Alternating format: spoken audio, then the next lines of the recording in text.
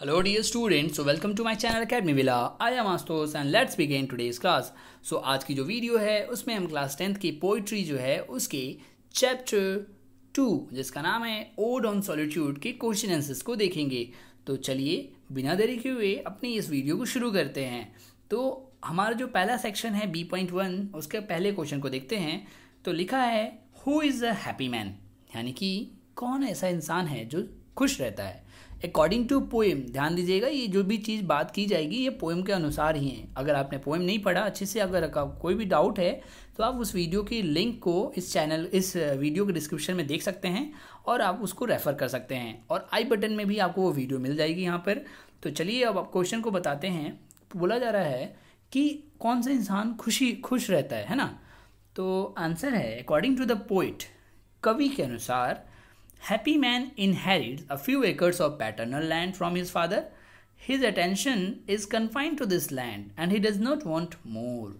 कहा जा रहा है पोएट के अनुसार, कवि के अनुसार, एक हैप्पी मैन इनहेरिट्स यानी कि जो आपको मिलता है, इनहेरिट्स मतलब मिलना, फ्रॉम योर एंसेस्टर्स, पूर्वजों से जिस चीज़ें प्राप्त होती है ना उसको इनहेरिट कहते हैं। जो चीज़ वंशानुगत आ रही है उसको इनहेरिट करना बोलते हैं। तो वही बोला जा रहा है एक खुशहाल आदमी जो होता है वह उसे बोलते हैं, है ना। एक ऐसे इंसान को खुशहाल आदमी बोलते हैं जो कि कुछ एकड़ की ज़मीन जो है अपने पैटर्नल यानी कि पैतृक ज़मीन जो है अपने पिता से पाया हुआ रहता है, इनहेरिट किया रहता है, और साथ ही साथ his attention is confined to this land, और उसका जो ध्यान है उस इंसान का वो पूरी तरीके से इसी ज़मीन पे केंद्रित रहती है जो उसको मिली है। And he does not want more, और वो जो कुछ और उसको नहीं चाहिए। तो वैसा इंसान अकॉर्डिंग टू पोइट, कवि के अनुसार खुशहाल इंसान है ना, ये बोला जा रहा है। और क्या बोला जा रहा है, कौन सा आदमी हैप्पी होता है कि he lives at his own place and breathe in a free atmosphere. वैसे इंसान को खुशहाल बोला जाता है, खुशी जो कि है ना अपनी जगह पे रहता है, मतलब अपने घर पे रहता है बस, और अपनी खुली वातावरण में सांस लेता है खुलकर। He lives on his field and eats and drinks which his own field supply him. और वो ये भी बोल रहे हैं पोइट जो है, कवि बोलते हैं इस लेखक, इस कहानी के, इस पोएम के, कि वह जो है वह इंसान हैप्पी है जो कि अपने ही खेतों से मिले हुई चीज़ों को खाता है, उसी को पीता है, और साथ ही साथ and is cattle gives him attire, और उसके मवेशी उसको खाने पीने को भी देते हैं, और साथ ही साथ उसको अटायर, उसको पहनने के लिए वस्त्र भी उन्हीं से मिलता है उनको। वैसा इंसान ही खुशहाल है। तो चलिए दूसरे क्वेश्चन पे चलते हैं जो कि हु और एम लिखा है, यानी कि होम भी हो सकता है, WHOM। Whom does the pronoun his in the third line of the first stanza refer to. आप पोएम पढ़ लेंगे एक बार, देखिएगा उसमें बोला जा रहा है उस फर्स्ट स्टेंजा, जैसे ही पोएम स्टार्ट होता है उसका जो फर्स्ट स्टेंजा होता है, एंड आप फर्स्ट पैराग्राफ समझ लीजिए, उस पैराग्राफ में जो तीसरी लाइन है उसमें एक वर्ड यूज़ हुआ है हिज। उस हिज को, यानी कि जो कि सर्वनाम है, आपको पता है सर्वनाम क्या होता है, संज्ञा के स्थान पे यूज किए जाने वाले वर्ड्स को सर्वनाम बोलते हैं। तो जो हिज है वो किसके लिए यूज किया गया है, किस संज्ञा के लिए यूज किया गया है, वो आपको बताना है। तो answer is what, his in the third line of the first stanza refer to the, किसको रेफर किया जा रहा है, मैन, कौन से आदमी को, who has a few acres of paternal land, वो वैसे इंसान को रेफ़र किया जा रहा है, मतलब संबोधित किया जा रहा है जिसके पास कुछ एकड़ ज़मीन है अपने पूर्वजों से मिली हुई, तो उसको रेफ़र किया जा रहा है ना। चलिए अगला क्वेश्चन है हु गिव्स हिम मिल्क। अब उस इंसान को दूध कहाँ से मिलता है, तो अकॉर्डिंग टू द पोएम, ध्यान दीजिएगा ये सारी चीज़ ऐसा नहीं है कि सबके साथ होता है, ये पहले ही ध्यान रखिएगा, एक पोएम के हिसाब से सारे क्वेश्चंस डिज़ाइंड है। तो किसको दूध, मतलब उस इंसान को दूध कहाँ से मिलता है, तो his own hertz give same milk, यानी कि उसकी जो अपनी मवेशी हैं उन्हीं से उसको दूध प्राप्त होता है।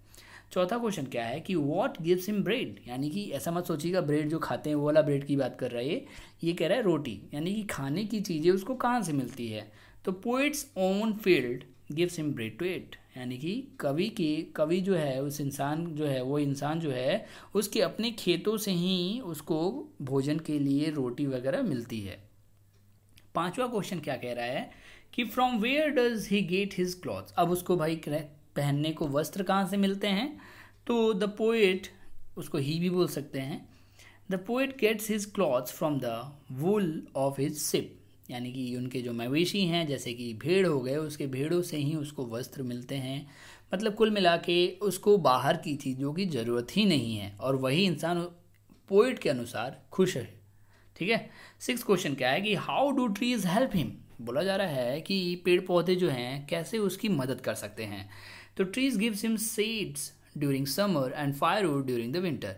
तो अकॉर्डिंग टू द पोएम जो पेड़ पौधे हैं वह उसको गर्मी के दिनों में छांव प्रदान करते हैं, है ना, ठंडी ठंडी छांव के नीचे रहता है, और जो ठंड की ऋतु होती है उस समय उसको वही पेड़ फायरवुड का काम करते हैं, यानी कि आग जलाने की लकड़ियों के काम आते हैं।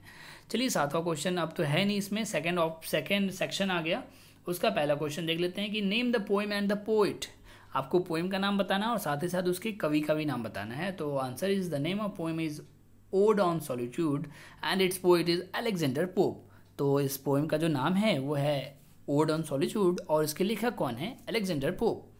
Moving to the second question, who is a blessed man. पूछा जा रहा है कि कौन सा इंसान मतलब ब्लेस्ड है, जिसके मतलब कहते हैं ना आप ब्लेस्ड हो यानी कि आपके ऊपर आशीर्वाद बना हुआ है ना। कौन एक तरीके से भाग्यशाली इंसान है, ब्लेस्ड मैन को कह सकते हो आप। तो according to poem, according to poet क्या बोल सकते हो आप कि the man who is blessed, जो इंसान ब्लेस्ड है ना, according to poem is free from worries. Worries मतलब परेशानियों से दूर है।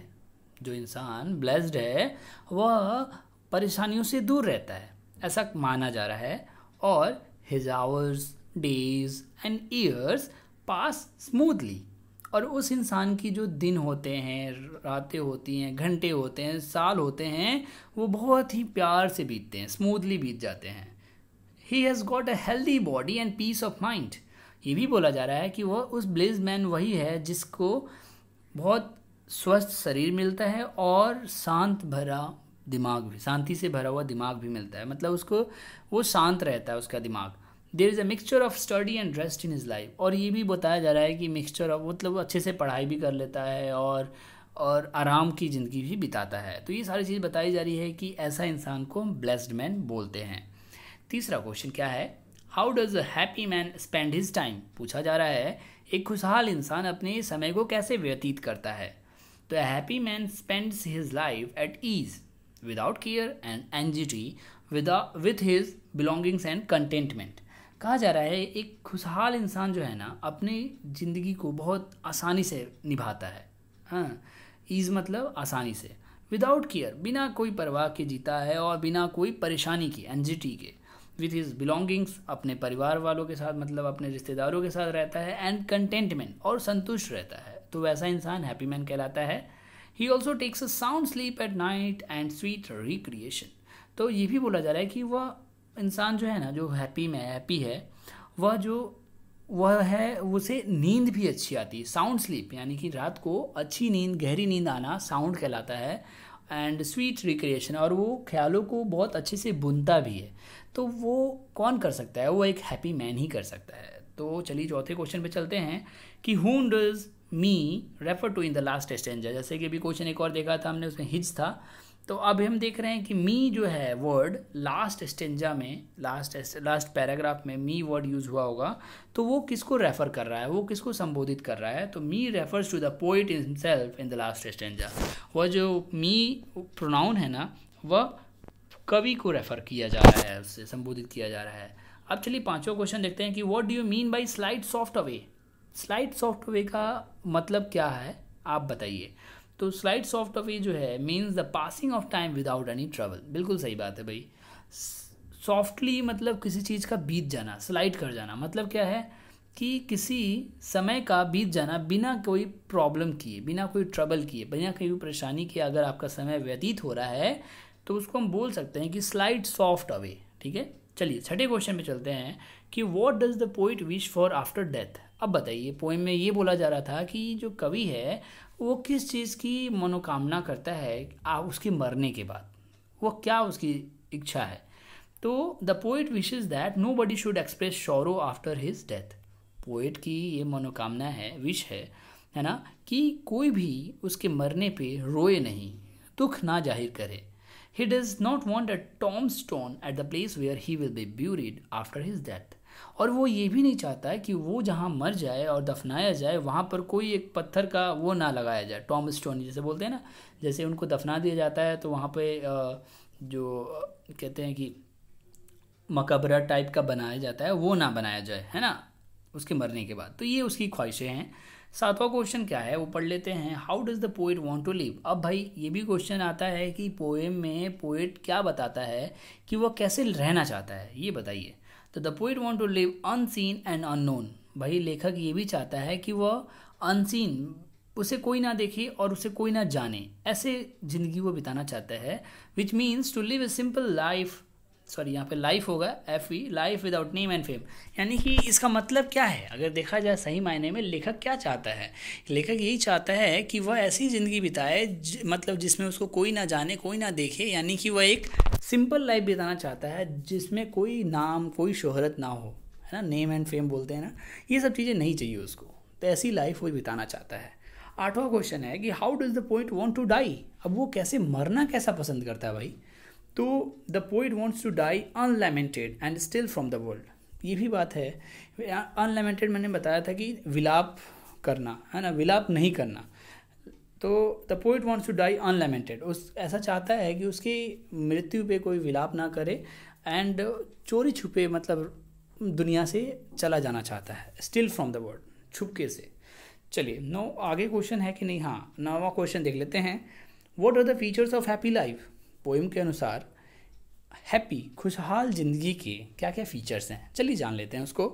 The main features of a happy life is contentment with whatever we have. बिल्कुल सही बात है भाई, अगर आपको खुशहाल ज़िंदगी व्यतीत करना है तो आपके जीवन में संतुष्टि होनी चाहिए, संतुष्टि होनी चाहिए हर एक चीज़ को लेकर जो आपको आपकी ज़िंदगी में मिला है। वॉट एवर वी हैव, जो भी हमारे पास है उसको लेकर आप संतुष्ट रहो ना भाई, आप खुश रहोगे, ठीक है ना। It is through this contentment that one enjoys peace of mind. यही बोला जा रहा है, it is though this contentment, मतलब ये संतुष्टि ही है जिसकी वजह से आप पीस ऑफ माइंड, शांतिमय ढंग से आपका दिमाग रहेगा, है ना, आप उसको एंजॉय करोगे। गुड हेल्थ, अगर आपको संतुष्टि रहेगी तो भाई आप गुड हेल्थ, आपका स्वास्थ्य भी ठीक रहेगा, और साथ ही साथ एंड साउंड स्लीप, भाई सबसे ज़्यादा ज़रूरी है, अच्छी नींद आनी चाहिए, वरना आप बेचैन रहोगे दिन भर, आपका किसी कार्य में मन नहीं लगेगा, तो भाई आप हैप्पी लाइफ कैसे जियोगे। हाँ, तो वही बोला जा रहा है कि आप अगर इन सारी चीज़ों को फॉलो करते हैं कि संतुष्टि दिखाइए हर चीज़ में, तभी आपको पीस ऑफ माइंड मिलेगा, गुड हेल्थ मिलेगी, और साथ ही साथ साउंड स्लीप मिलेगा। और ये सब जब चीज़ें मिल गई तो जाहिर सी बात है आपकी ज़िंदगी खुशहाल हो जाएगी, हैप्पी लाइफ हो जाएगी। और बोला जा रहा है कि सच man do not run after material things since they have limited desires. और जाहिर सी बात है ऐसे इंसान जिसका ज़िंदगी संतुष्टि से भरा हुआ है, वो जो है ना वह मटेरियल थिंग्स, है ना, इन सब चीज़ों के पीछे नहीं भागेंगे। जैसे हम आजकल बहुत इन सब चीज़ों के पीछे ललायित रहते हैं, मेरे को ये मिल जाए, मेरे को वो मिल जाए, तो मटेरियल थिंग्स के पीछे वो लोग नहीं भागेंगे जो लोग संतुष्ट रहते हैं। तो उनकी जो लिमिटेशन, मतलब उनकी जो डिज़ायर्स हैं, उनकी जो चाह है वो एक लिमिटेड हो जाएगी, बस इतनी चीज़ें हमें चाहिए, बस हम इसी में खुश हैं। तो ऐसे लोग हैप्पी लाइफ व्यतीत करते हैं। चलिए अब लॉन्ग आंसर क्वेश्चंस पे चलते हैं। तो पहला क्वेश्चन है कि the poet thinks that those who are content with what they have are happy man, do you agree, discuss. बोला जा रहा है कि पोएम में पोएट जो हैं वो सोचते हैं कि जो लोग कंटेंट हैं, जो लोग संतुष्ट हैं, जो भी उनके पास है उसको लेकर, तो क्या मतलब वो लोग संतुष्ट हैं और वो हैप्पी मैन हैं। तो आपका क्या राय है, क्या आप इस बात से सहमत हैं, पोएट हमसे पूछ रहे हैं, और अगर सहमत है तो डिस्कस कीजिए इसके बारे में थोड़ा। चलिए आंसर देखते हैं। यस, पहली बात तो भाई सही बात है, मैं तो एग्री हूँ इस बात से। तो I agree with the poet, a man can be happy if he is satisfied with whatever he has got. एक इंसान जो है सेटिस्फाइड रह सकता है जब भी, मतलब एक इंसान जो है वो खुश रह सकता है अगर वह उसके पास जो भी चीज़ें मौजूद हैं उससे वो संतुष्ट है। तो because contentment is the root of all pleasures and discontentment is the cause of all grieves. ये क्या मतलब है, तो बोला जा रहा है ऐसा क्यों है, क्योंकि जो संतुष्टि है ना वही सबका रूट है, जड़ है सारी आनंद आपको प्राप्त होने का। अगर आप संतुष्ट रह रहे हैं तो आपको हर एक प्लेजर मिलेगा, प्लेजर मतलब खुशी, आनंद, और अगर आप असंतुष्ट रहते हैं तो वह किस चीज़ की जड़ है भाई? अगर आप असंतुष्ट रहोगे तो it's cause of all Greaves, मतलब हर एक परेशानी, ग्रीव्स मतलब दुख दर्द परेशानी, तो परेशानी का गढ़ है भाई अगर आप असंतुष्ट रह रहे हो तो, है ना। अब देखिए आगे क्या है। He has a sound sleep at the night. He will prefer to live in the midst of the nature to enjoy the pleasure. बोला जा रहा है कि वैसा इंसान खुश है क्योंकि वो संतुष्ट है ना, तो वैसे इंसान को रात को नींद अच्छी आती है। वही बात फिर से रिपीट की जा रही है, लेकिन ये लॉन्ग आंसर क्वेश्चन है तो इसको आपको लिखना ही पड़ेगा। He will prefer to live in the midst of nature to enjoy the pleasure. वह प्रकृति मतलब प्रकृति के आगोश में रहना चाहता है ताकि उसको आनंद प्राप्त हो। फिर a contented man remains free from cares and anxieties. ये भी बात है कि जो एक संतुष्ट व्यक्ति होता है वह उसको कोई परवाह नहीं होती है, वह बिल्कुल एंग्जाइटी यानी कि परेशानियों से दूर रहता है। He has a peace of mind, उसका माइंड शांत रहता है। He want to live a life of solitude, और वह कैसी ज़िंदगी बिताना पसंद करता है? एकांत वाली ज़िंदगी बिताना पसंद करता है। So the life of contented people is happy, और इसलिए संतुष्ट व्यक्ति का जो ज़िंदगी है वो हैप्पी होता है, खुशहाल होता है। चलिए सेकंड क्वेश्चन देखते हैं। What does the speaker mean by together mixed? Sweet recreation, can these things be mixed? Have you ever try to do so? Question पूछा जा रहा है कि जो लेखक है, स्पीकर है ना, उसका क्या मतलब है? टुगेदर मिक्स्ड जो वर्ड यूज़ किया गया है उससे उसका क्या मतलब है, उसका क्या तात्पर्य है, कवि जो है, और स्वीट रिक्रिएशन से क्या तात्पर्य है? Can this things be mix, क्या ये चीज़ें जो हैं जो मिक्स की जा सकती हैं? Have you ever try to do so? क्या आपने कभी ऐसा कोशिश किया है कि इसको मिक्स किया हो, sweet recreation and together mixed? चलिए देखते हैं क्या है भाई। तो together mix sweet recreation means to mix up different factors of recreation together. इसका मतलब है, देखिए ज़्यादा कंफ्यूज होने की बात नहीं है। टुगेदर मिक्स्ड स्वीट रिक्रिएशन, देखिए जैसे कहते हैं ना ख्याल बुनना, है ना, जो भी आपकी यादें हैं उनको फिर से आपको सोचने का टाइम मिलना। कब आदमी कर सकता है ऐसा? जब वो खुश रहेगा तभी ना। नहीं तो आप परेशान हो, रो रहे हो, आपको थोड़ा नहीं याद आया कि आप मज़े करने पहले कुछ महीने पहले अच्छे से आप मज़े कर रहे थे दोस्तों के साथ, वो सब चीज़ें थोड़ा नहीं याद आएगी जब आप परेशान हो गए तो वही बोला जा रहा है कि अगर आप खुशहाल रह रहे हो तो आप जो हो ऐसी पुराने यादें आप फिर से बुन सकते हो, फिर से उसको रिक्रिएट कर सकते हो। तो वही बोल रहा है कि mix up different factors of recreation together, एक साथ सारे रिक्रिएशन को मतलब साथ में लाना, है ना। और क्या है कि the poet mean to say that, अब पोइट क्या कहना चाहता है कि sweet recreation a man should have peaceful atmosphere. जब उसके आसपास का वातावरण शांत रहेगा तभी वो रिक्रिएट कर सकता है। He will have sound sleep at night, अगर वो रात में गहरी नींद लेगा तभी तो उसको नींद में ख्वाब आएंगे, वो पुरानी यादों को उधेड़ बुन कर पाएगा उसके साथ। More work makes a man tired, क्योंकि भाई ज़्यादा काम करने से आदमी तो थक जाता है ना। Recreation gives us fresh energy which makes us ready to work heartily, क्योंकि रिक्रिएशन जो होता है ना वह हमें एक ताजगी प्रदान करती है, ताज़ी एनर्जी हमें मिलती है उसकी वजह से, और हमें वो तैयार करती है कि हम दिल से कोई कार्य करें, है ना। तो आगे क्या बोला जा रहा है कि बोथ आर मिक्स, अगर ये दोनों चीज़ें मिल जाती हैं तो क्या होगा भाई? The life of a man would be happy, बिल्कुल जाहिर सी बात है कि वो आदमी खुश रहेगा। और this thing must be mixed, I enjoy the mix sweet recreation together. आपने कभी ट्राई किया है? हाँ, मैंने ट्राई किया है बहुत समय। चलिए अगला क्वेश्चन क्या है, तीसरा। Why does the poet want to live and die stealthily from the world? ये फॉर्म नहीं होगा, फ्रॉम होगा। How many of you would like to do so and why? वही बोला जा रहा है कि क्यों जो लेखक है वो दुनिया से छुप छुपा कर मरना चाहता है और दुनिया से अनसीन होना चाहता है, अनदेखा अपनी मृत्यु को प्राप्त करना चाहता है, ऐसा क्यों, है ना। और आप में से कितने लोगों को ऐसा करना चाहेंगे और क्यों करना चाहेंगे? चलिए, the poet wants to live and die stealthily because he is contented in his life, क्योंकि ये बोला जा रहा है क्यों मरना चाहता है, क्योंकि वो अपने ज़िंदगी से संतुष्ट है। With what he has with him, मतलब वट एवर जो भी उसके साथ है ना, जो भी चीज़ें उसके पास है उससे वो संतुष्ट है। He is not desirous to get anything more, और उसकी वो कोई इच्छा नहीं है, कोई चाह नहीं है कि उसको और इससे ज़्यादा मिले। He is not even longing to publicise his name and fame, और वो भी ये भी नहीं चाहता है कि अपनी जो लाइफ है उसको ज़्यादा बढ़ा चढ़ा के दिखाए ताकि उसको नेम फेम कमाने का मौका मिले, उसको नहीं चाहिए ये सब चीज़ें। Rather, he feels it is best for his pleasure that his living or dying may not become a concern of other subjects of pleasure or pain. और तो और मतलब वो चाहता है, और तो और वो ये भी चाहता है ना कि वो ऐसे मरे कि उसको कोई उसका मतलब उसके मरण को लेकर लोग ना तो शोक व्यक्त करें ना खुश हो, है ना, किसी का कंसर्न नहीं बनना चाहता, किसी का मुद्दा नहीं बनना चाहता वो मरने के बाद, तो इसीलिए वो इन सब चीज़ों से दूर रहना चाहता है. सो ही, है ना, think just for all because he is contented and thus it means no desire remaining to be fulfilled. वही है, बार बार रिपीट की जा रही है कि उसको कोई चाह ही नहीं है अपनी इच्छाओं को पूरा करने का, क्योंकि वो संतुष्ट है जो भी उसके पास है. Nobody of us likes to do so because I see none to be contented. So देखिए, मेरे मायने में जो क्वेश्चन पूछा गया था कि क्या आप भी इतना संतुष्ट हैं भाई, देखिए मेरी भी राय मानिए, आज के ज़माने में लोग कोई भी ऐसा नहीं चाहेगा कि इतना असंतुष्ट हो कि पूरा देह त्याग दे और लोगों से छुप छुपा कर रहना पसंद करे, सॉलिट्यूड में रहना पसंद करे, एकांत में. तो मेरे मायने में तो ये मैंने नो कह दिया है. नो बडी ऑफ अस, हमारे में से कोई भी नहीं पसंद करेगा. चलिए चौथे क्वेश्चन पे चलते हैं. पूछा जा रहा है कि is the title of the poem justified. क्या पोएम का टाइटल जो है आपको जस्टिफाइड लगता है? Can you suggest any other title, give reason for your choice. अगर कोई दूसरा टाइटल देना चाहें तो बता दीजिए, उस पर रीजन दीजिए थोड़ा.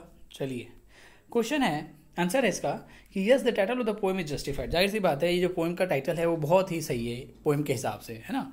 Because the real happiness lies in a simple life of a contentment and this too in solitude.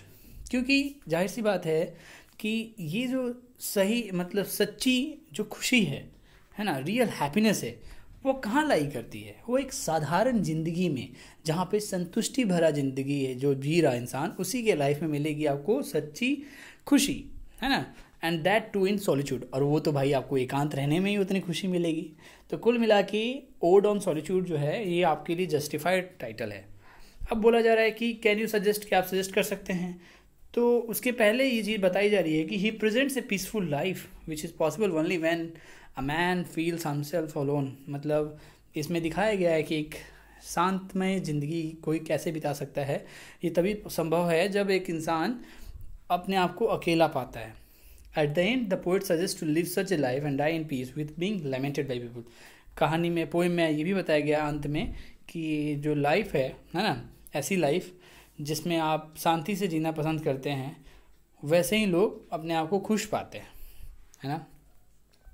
फिर बोला जा रहा है कि देयर में भी इक्वली अदर टाइटल्स. देखिए, अलग अलग टाइटल्स हो सकते हैं, जैसे कि क्वाइट लाइफ, क्विट लाइफ, यानी कि शांत, क्विट मतलब देह त्याग देना या फिर छोड़ देना, क्विट मतलब होता है.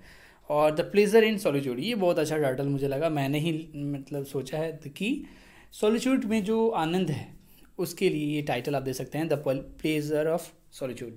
आई have suggested this two titles because they present in the true spirit of the poem according to the theme. तो ये थीम के हिसाब से बिल्कुल सही जस्टिफाइड टाइटल लगे हैं मेरे अनुसार. तो ये दो टाइटल्स मैं अपनी तरफ से दे सकता हूँ, आप अपने आप के कुछ भी क्रिएट कर सकते हैं.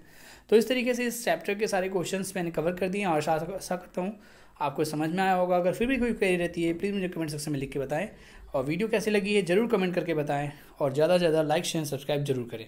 मिलते हैं फिर नेक्स्ट वीडियो में. Thank you so much.